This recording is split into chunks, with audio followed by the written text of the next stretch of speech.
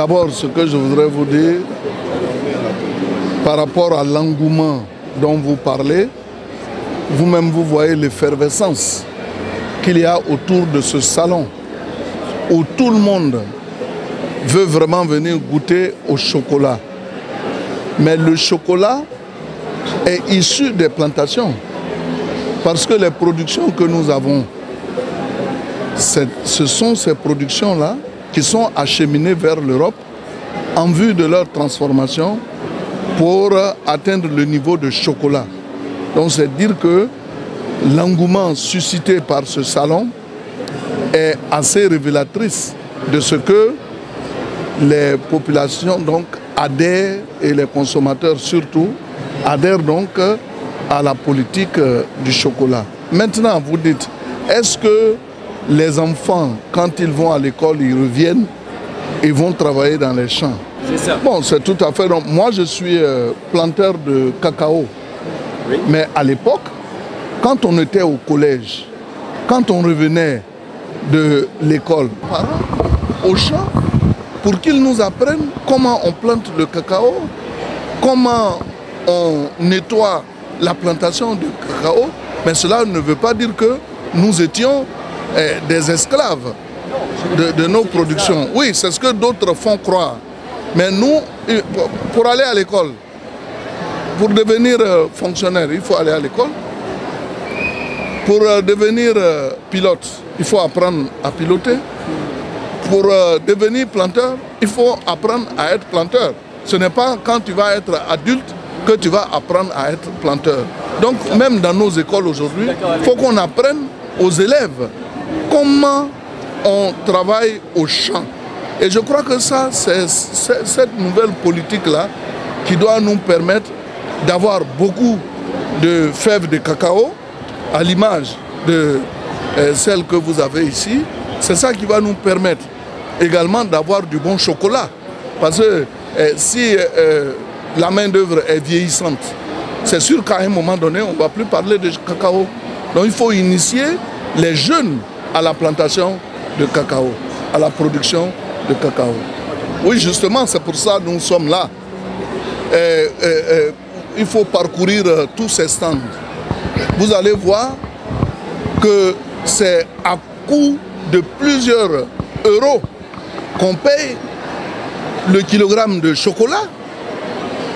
Mais le kilogramme de cacao est payé à un prix moindre. Mais on ne peut pas aimer nos chocolats issus des cabosses de cacao sans moyen d'aimer les cabosses elles-mêmes à partir desquelles on produit le chocolat. Donc aujourd'hui, nous sommes venus sensibiliser les uns les autres à faire en sorte que le consommateur qui souffre des piqûres d'insectes, qui souffre des travaux champêtres, que ces consommateurs-là soient pris en considération, soient considérés dans le processus. Il faut qu'on ait de la valeur ajoutée. Donc ne pas acheter les fèves seulement pour les envoyer en Europe. On peut déjà même les transformer ou bien une semi-transformation pour qu'il y ait une plus-value du prix du cacao aux producteurs. On a une politique, vous savez, le directeur général du Conseil Café Cacao est là. Il travaille de concert avec la structure équivalente qui est au Ghana, avec laquelle il travaille pour harmoniser les choses. D'abord, ils sont en train de mettre en place des normes à partir desquelles on doit produire notre cacao. Et puis ensuite, ils sont en train de travailler à faire en sorte que les prix soient identiques, que ce soit au Ghana ou en Côte d'Ivoire. Je crois que ce sont des réformes nouvelles qui sont là et qui doivent être mises en application. Donc, au niveau sous-régional, nous avons un travail concerté et c'est pour cela que notre directeur général du Conseil Café et Cacao s'active à faire en sorte que cela devienne une réalité. Merci, monsieur le ministre, vous l'avez dit tout à l'heure, faire du chocolat un véritable levier de développement. Qu'en est-il aujourd'hui de la politique de la Côte d'Ivoire en ce sens? Oui, je vous ai parlé des réformes qui sont initiées par le Conseil Café et Cacao à partir des indications qui sont données par le gouvernement.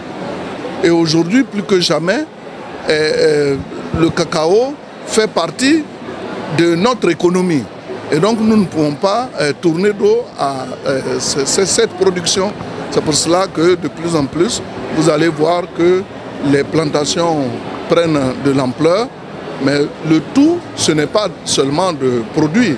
Il faut que les consommateurs sachent que le produit qu'ils consomment est issu d'un travail. Et il faut que ce travail soit rémunéré.